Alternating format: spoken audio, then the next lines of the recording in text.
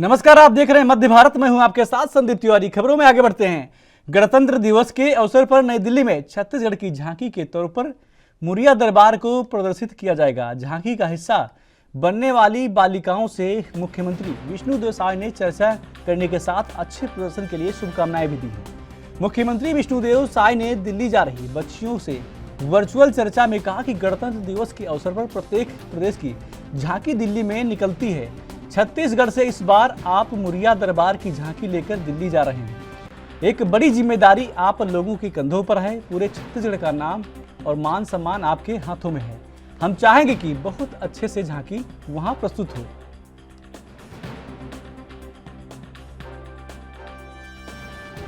बड़ा सौभाग्य का विषय है कि गणतंत्र दिवस के पावन अवसर पर हर एक प्रदेश की झांकी वहां पर निकलती है और छत्तीसगढ़ से इस बार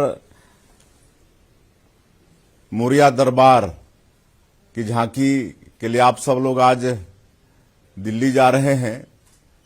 तो बहुत बहुत शुभकामनाएं हैं आप लोगों को। आपकी यात्रा सफल हो और एक बड़ी जिम्मेदारी आप लोगों के साथ में है। पूरा छत्तीसगढ़ का मान और सम्मान आप लोगों के हाथ में है। तो आप लोगों से हम चाहेंगे कि बहुत अच्छे से ये झांकी वहां पर प्रस्तुत हो। और ये मुरिया दरबार जो हम लोगों का आदिवासी कल्चर एक जो क्या संसद आदिम जाति जो संसद हाँ का है, इसको बड़े अच्छे से आप लोग करेंगे, ऐसा हम आप लोगों से आग्रह करेंगे। और इसके बाद आप लोग महामहिम राष्ट्रपति जी से भी और प्रधानमंत्री जी से भी मुलाकात करेंगे। तो बहुत आगे बढ़ते हैं। केंद्रीय मंत्री गिरिराज सिंह ने कहा कि मैं जिस विभाग का मंत्री हूं उस विभाग का नाम है पंचायती राज ग्रामीण विकास। यहां के ग्रामीणों को पुरानी सरकार ने जिस ढंग से लूटा उसी को मैं ठीक करने आया हूं। छत्तीसगढ़ सरकार कैसे बेहतरी से काम करे उसके लिए सबके साथ बैठक करके आगे की कार्रवाई की जाएगी। देखिए, मैं जिस विभाग का मंत्री हूं उस विभाग का नाम है पंचायती राज ग्रामीण विकास। और इस ग्रामीण विकास को, पंचायती राज को पुरानी सरकार ने जिस ढंग से लूटा, वो क्या गठिया क्या गौठान, उसी को ठीक करने आया। और छत्तीसगढ़ सरकार कैसे बेहतरी से काम करे, हमारे डिपार्टमेंट के थ्रू, अन्य डिपार्टमेंट, उसके लिए एक मीटिंग करके फिर आगे की कार्रवाई करूंगा। कांकेर में सर भाजपा नेता की हत्या हुई है, सुपारी किलिंग का मामला सामने आ रहा है। यार, जिसकी जानकारी नहीं है उस पर मैं क्या बोलूं? अभी तो जा रहा हूं। अगर दूसरी बात बोलो जो जानकारी रहे तो मैं उस पर गिरफ्तारी तो हो गई, नहीं उस पर वो आप छोड़ो, आप मत बोलो। सर, दिग्विजय सिंह का ट्वीट आया है। दिग्विजय सिंह पूछ रहे हैं कि क्या आप लोगों ने मायावती को, राष्ट्रपति द्रौपदी मुर्मू को और एक और जो आदिवासी नेता है उनको आप लोगों ने निमंत्रण भेजा है राम मंदिर के लिए? मैं तो निमंत्रण हमने नहीं, जो मंदिर संस्थान है, ट्रस्ट है, उसने सोनिया गांधी को भी निमंत्रण भेजा था या भेजा है, खड़गे जी को भी भेजा है, लेकिन ये नहीं जा रहे हैं क्योंकि ये आगे बढ़ते हैं। कोयला घोटाले में ईडी की टीम ने आज लगातार तीसरे दिन लगभग 3 घंटे तक आईएएस रानू साहू और पूर्व मुख्यमंत्री भूपेश बघेल की उप सचिव सौम्या चौरसिया से पूछताछ की। दोनों आरोपी रायपुर सेंट्रल जेल में निरुद्ध हैं। आपको बता दें कि विशेष अदालत के न्यायाधीश अजय सिंह राजपूत ने 1 जनवरी को कोयला घोटाले की सुनवाई के दौरान ईडी को 10 से 16 जनवरी तक जेल में जाकर आरोपियों से पूछताछ की अनुमति प्रदान की थी। इसके बाद ईडी शुक्रवार को लगातार तीसरे दिन आरोपियों से पूछताछ कर रही है। यह पूछताछ 16 जनवरी तक जारी रहेगी।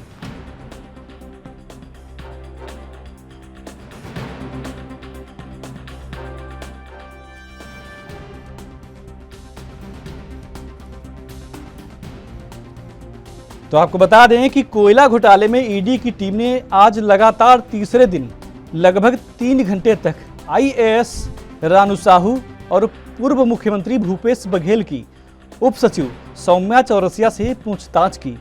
दोनों आरोपी रायपुर सेंट्रल जेल में निरुद्ध हैं। आपको बता दें कि विशेष अदालत के न्यायाधीश अजय सिंह राजपूत ने 1 जनवरी को कोयला घोटाले की सुनवाई के दौरान ईडी को 10 से 16 जनवरी तक जेल में जाकर आरोपियों से पूछताछ की अनुमति प्रदान की थी। इसके बाद ईडी शुक्रवार को लगातार तीसरे दिन आरोपियों से पूछताछ की। यह पूछताछ 16 जनवरी तक जारी रहेगी।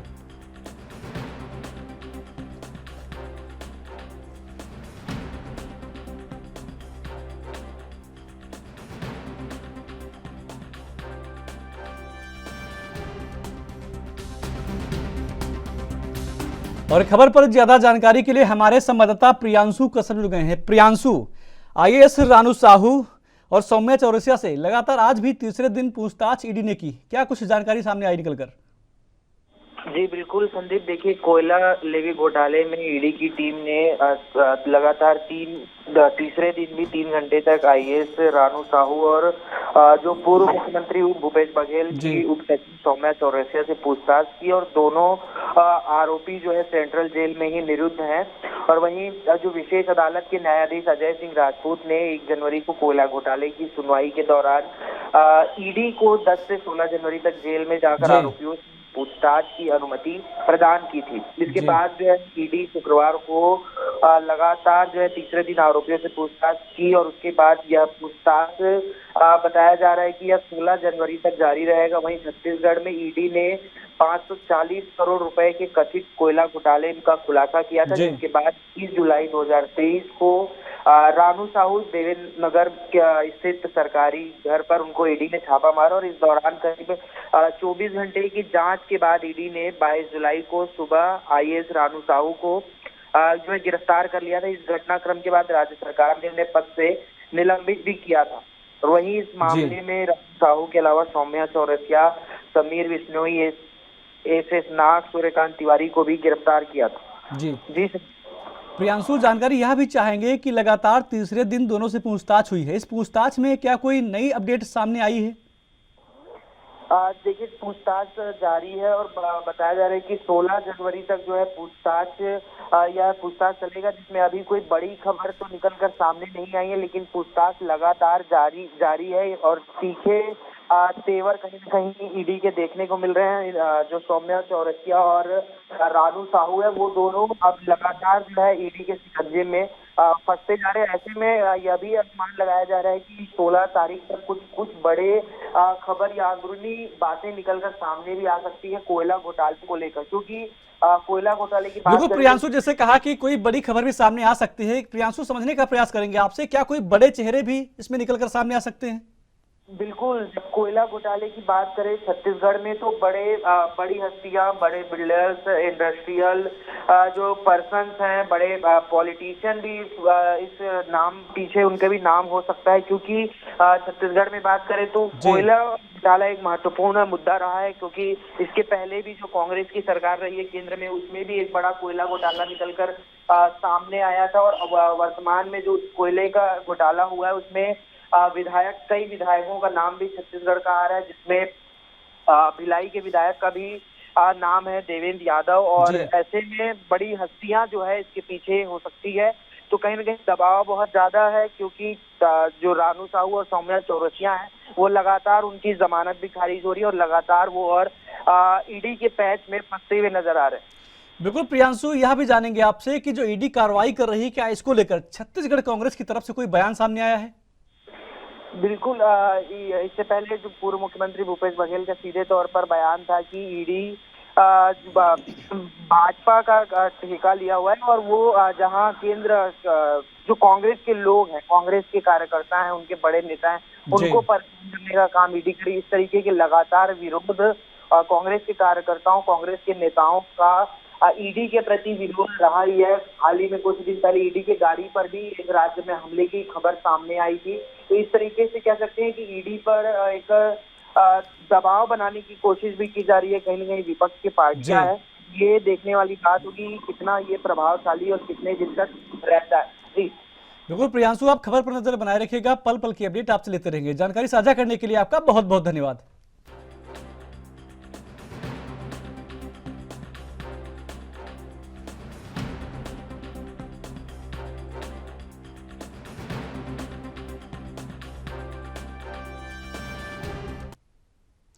कांग्रेस नेता सचिन पायलट ने कहा, छत्तीसगढ़ प्रदेश चुनाव समिति की पहली बैठक हुई है। 11 लोकसभा क्षेत्रों को लेकर सभी ने अपनी राय दी है। हम चाहते हैं कि इस बार समय रहते हम अपने प्रत्याशियों का चयन करें। चुनाव की रणनीति रोडमैप पर चर्चा हुई है। 10 साल की बीजेपी की सरकार कार्यकाल को दिखाते हुए उससे बेहतर करने और जीतने के संकल्प के साथ हम जनता के पास जाएंगे। मुझे विश्वास है कि हम अच्छा प्रदर्शन करेंगे।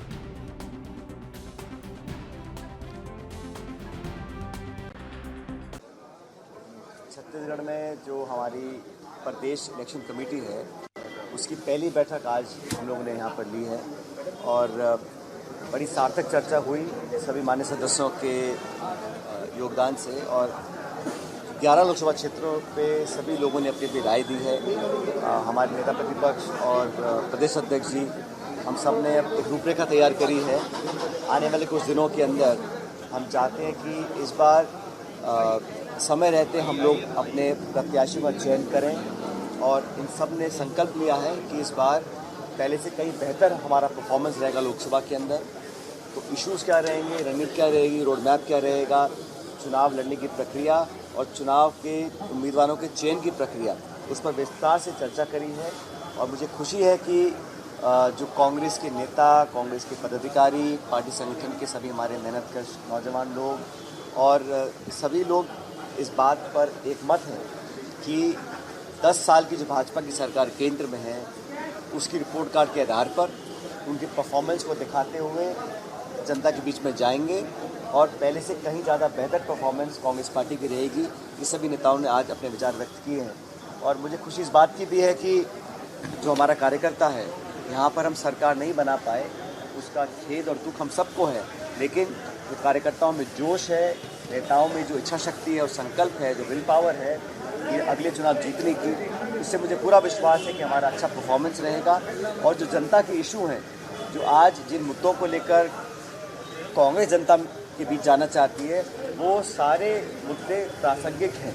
किसानों के, दलितों के, आदिवासियों के, नौजवानों के, मध्यम वर्ग के, महिलाओं के, लघु उद्योगों के, जो बढ़ती बेरोजगारी है, महंगाई है, जो अपने आप को नौजवान ठगा हुआ महसूस करता है। आज़ाद भारत के इतिहास में सबसे ज़्यादा बेरोजगारी देश में है तो आज है।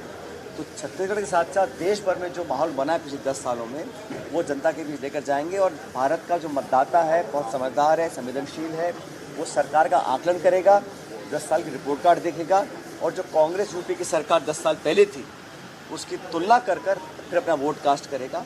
तो मुझे पूरा विश्वास है कि हम लोग अच्छा परफॉर्म करेंगे और बहुत जल्द हमारे चुनाव अभियान, हमारे प्रत्याशियों की घोषणा, तो सब चीज़ों को हम बहुत जल्द करने जा रहे हैं। सर, वरिष्ठ नेताओं ने कहा है कि कुछ और नियुक्तियां हो जाए लोकसभा चुनाव से पहले। हाँ, संगठन में जहाँ कुछ कमियां हैं, जहाँ कोई पद खाली हैं, जहाँ बदलाव करने की ज़रूरत है, वो एक कंटिन्यूस प्रोसेस है, उसको हम करते रहेंगे।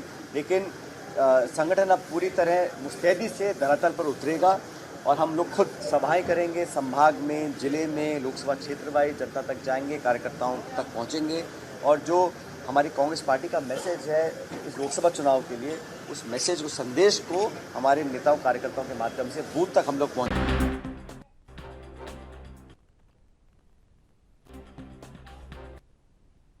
मध्य भारत में खबरें और भी हैं, छोटे से ब्रेक ले रुकते हैं।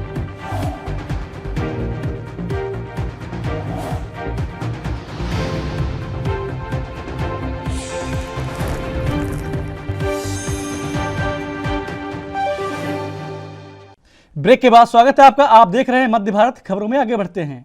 अयोध्या में राम मंदिर प्राण प्रतिष्ठा समारोह से पहले पीएम मोदी देश के सभी मंदिरों में सफाई अभियान चलाने का आह्वान किया है। आज इंदौर में मंत्री कैलाश विजयवर्गीय और विधायक रमेश मेंदोला ने मंदिर में सफाई की। इंदौर में मंत्री कैलाश विजयवर्गीय और बीजेपी विधायक रमेश मेंदोला ने स्वच्छ भारत अभियान के तहत साईं मंदिर एवं गौशाला के आसपास साफ सफाई की।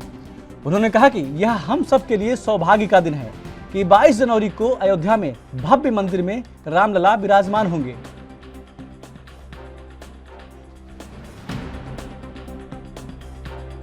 देखिए, सारे देश में और सारी दुनिया में राम महोत्सव चल रहा है। भगवान राम 550 साल बाद अयोध्या में अपने महल में विराजमान होंगे और उसको लेकर लोगों में बहुत प्रसन्नता है, बहुत आनंद है। और हमारे देश के यशस्वी प्रधानमंत्री नरेंद्र मोदी जी ने आह्वान किया कि अपने क्षेत्र के जितने भी मंदिर हैं उसमें साफ सफाई, रंग रोगन, प्रकाश और यह 22 तारीख को दिवाली जैसा महोत्सव मना है। ये राम महोत्सव का शुरुआत है। आज से हम सभी मंदिरों में, इंदौर के जितने भी मंदिर हैं सब में हम सफाई अभियान करेंगे और सफाई अभियान के साथ वहाँ पर 22 तारीख को जब भगवान राम की प्राण प्रतिष्ठा होगी उसके पहले ही सारे मंदिरों में प्रकाश व्यवस्था भी करेंगे, दीप लगाएंगे और लगभग हमने संकल्प लिया है कि 1.25 करोड़ दिए लगाएं हम इंदौर में। और इसलिए इस मंदिर में ही 11,000 दिए लगेंगे, ऐसा मंदिर समिति के हमारे जो प्रमुख कार्यकर्ता हैं उन्होंने, विजय मित्तल जी ने कहा कि इस मंदिर में ही 11,000 दीपक लगेंगे। तो इस प्रकार हर मंदिर स्वच्छता का केंद्र भी होगा और श्रद्धा का केंद्र भी होगा। और मंदिर तो वैसे श्रद्धा के केंद्र होते ही हैं, पर इस उत्सव की श्रृंखला में हर मंदिर में कुछ न कुछ गतिविधियाँ भी चलेगी। कहीं सुंदरकांड के पाठ होंगे, कहीं पर हनुमान चालीसा 1 से अधिक बार पढ़ी जाएगी। तो ये महोत्सव बहुत धूमधाम से इंदौर में बनेगा। आज हमने सफाई अभियान की शुरुआत की है। महापौर जी के नेतृत्व में कल से सारे शहर के अंदर सारे पार्षद करेंगे, भाजपा के कार्यकर्ता करेंगे, सामाजिक संगठन के कार्यकर्ता करेंगे, मंदिरों में सफाई अभियान की शुरुआत करेंगे। सर, दिग्विजय सिंह कह रहे हैं कि मंदिर का निर्माण पूरा नहीं हुआ, ऐसे में प्राण प्रतिष्ठा अशुभ मानी जा रही है। अब वो महापंडित है तो मुझे नहीं पता, पर बहुत सारे महापंडितों ने, जो कर्मकांडित पंडित हैं, उन्होंने मुहूर्त निकाला है और सोच समझ के निकाला होगा। उनसे ज़्यादा विद्वान तो दिग्विजय सिंह जी को मैं नहीं मानता। कुछ जो कांग्रेस के नेता वो मंदिर नहीं जाने का विरोध कर रहे हैं कि हम बहिष्कार करें कि हम मंदिर प्राण प्रतिष्ठा समारोह में नहीं जाएंगे। देखिए, उन्होंने राम के अस्तित्व को नकारा है। कोर्ट में एफिडेविट दिया, उनके मंदिर, उनके वकीलों की 25-25, 30-30, 40-40 लोगों की टीम सुप्रीम कोर्ट में खड़ी। मध्य प्रदेश के पूर्व मुख्यमंत्री शिवराज सिंह चौहान के बेटे कार्तिक के चौहान शुक्रवार को जिले के भेरुंदा के कोसमी में विकसित भारत संकल्प यात्रा में शामिल हुए। इस दौरान उन्होंने यात्रा में शामिल जनता को संबोधित करते हुए बड़ा बयान दिया। उन्होंने कहा कि आपसे किए हुए वादे निभाने के लिए अगर अपनी सरकार से भी लड़ना पड़ा तो उसके लिए मैं लड़ने के लिए तैयार हूँ। मैं नेता नहीं हूँ, मेरा राजनीति में आने का कोई मन नहीं है। पापा नहीं, मैं आपसे वोट मांगने आया था। आपसे किए हुए वादे पूरे करने के लिए अगर मुझे सरकार से भी लड़ना पड़ा तो उसके लिए मैं पीछे नहीं हटूंगा। हालांकि इसकी नौबत नहीं आएगी, सरकार अपनी है, सभी वादे पूरे होंगे।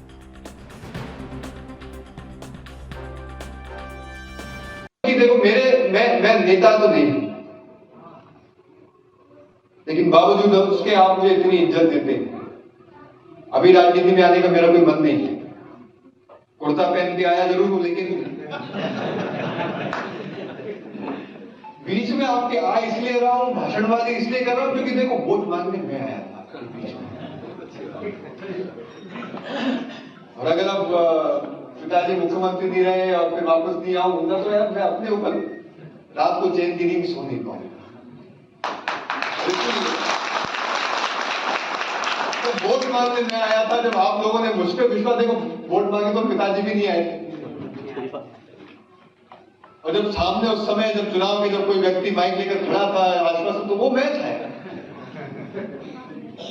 और इसीलिए जब आपसे उस समय मैंने वादा किया था तो उस वादे को निभाने के लिए मैं वापस आया और वादे को निभाने के लिए किसी की हद तक जा सकता हूं। वैसे तो लड़ने की आवश्यकता नहीं पड़ेगी, अपनी सरकार है, लेकिन लड़ना पड़ा तो इस बात के लिए आप निश्चिंत रहिए, अगर आपके लिए लड़ना पड़ा, अगर हक के लिए लड़ना पड़ा तो वैसी नौबत नहीं आएगी, लेकिन अगर नौबत आएगी तो। छत्तीसगढ़ के कांकेर पुलिस ने पंखाजूर में हुए बीजेपी नेता असीम राय की अंधे कत्ल की गुत्थी सुलझा ली है और इस मामले में 2 कांग्रेसी नेता समेत 11 लोगों को गिरफ्तार किया गया है। हालांकि अभी भी बीजेपी नेता पर गोली चलाने वाला मुख्य शूटर फरार है, जिसकी सरगर्मी से पुलिस तलाश कर रही है। इस मामले में 3 मुख्य आरोपी ने बीजेपी नेता असीम राय पर अपनी पुरानी दुश्मनी निकालने के लिए हत्या कर दी थी।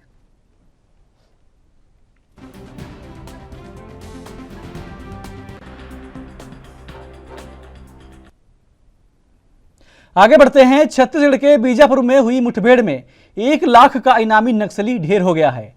पुलिस ने मुठभेड़ में 3 से 4 नक्सलियों के घायल होने का भी दावा किया है। बताया यह भी जा रहा है कि मारा गया नक्सली जन मिलिशिया कमांडर था। पुलिस ने मौके से हथियार, विस्फोटक और रोजमर्रा का सामान बरामद किया है।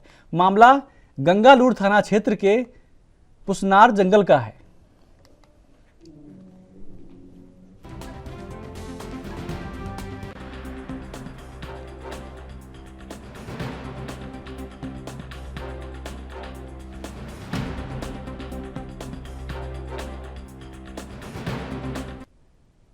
आगे बढ़ते हैं। गृह मंत्री विजय शर्मा के पहल और प्रयासों से कबीरधाम जिले के 2 श्रमिक कर्नाटक से सकुशल घर लौटे। श्रमिकों की घर वापसी होने से उनके माता पिता ने खुशी जताई और उप मुख्यमंत्री विजय शर्मा और कलेक्टर जन्मेजय महोबे के पहल और प्रयासों के लिए आभार जताया।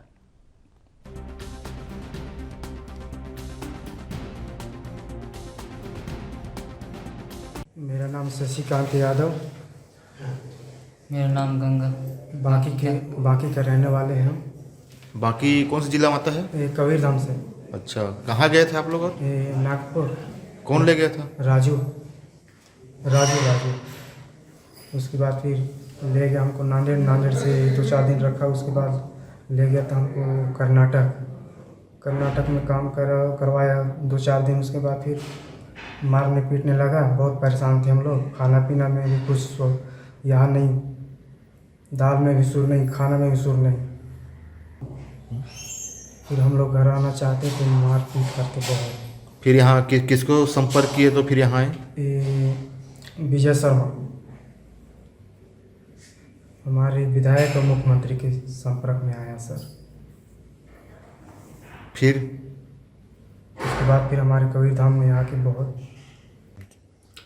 ग्राम बाकी विकासखंड बुर्ला के 2 युवक शशिकांत यादव और गंगा प्रसाद परस्ते, जो कि कमाने खाने कर्नाटक जिला धारवाड़ के ग्राम कलघट्टी गए थे।